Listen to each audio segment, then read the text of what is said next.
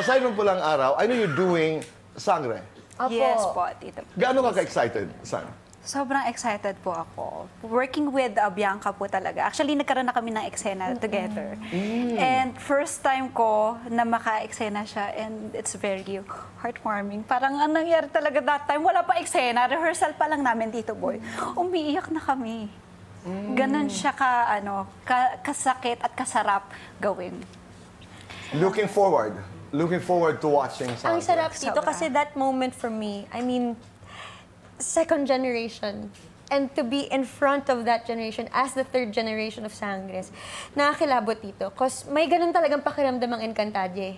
Merong parang ipinapasa sa'yo yung corona. Totoo. At totoo, hindi lang siya corona, brilyante siya na pangangalaga sa isang buong mundo. And that's why all the more, Tito, it's so powerful at kailangan naming pagandahin kasi Tama.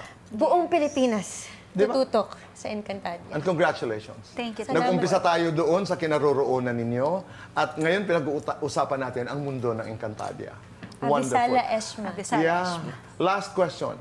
10 years from now, if you can be as specific as you can, nasaan kayo? Anong inyong ginagawa? Sino ang inyong kasama? Nasa Tagaytay, nakatira doon kasama ng anak ko, asawa ko. Siguro, sana, Tito Boy, stable, okay yung life namin. At masaya lang kami. Yeah. With my family, na sana hanggang that time kasama ko sila. Ganda. Bianca, ikaw? Ako, Tito, siguro in 10 years, I would be in full bloom.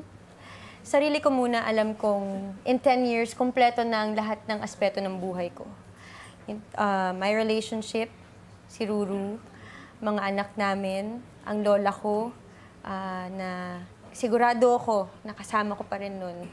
Ang faith ko, pamilya ko, I'm sure everything in my life is complete.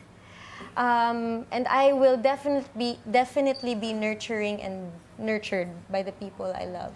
I will be nurturing my kids. I will be nurturing the people around me. Because alam ko po na purpose ko sa buhay nito na mag-alaga ng tao. Kagaya ng kung paano ako pinalaki ng lola ko. At sigurado ako in 10 years, I have fulfilled that purpose of mine. And lastly, at peace. Finally. Because it's hard to say that you're at peace in this time of, Yeah.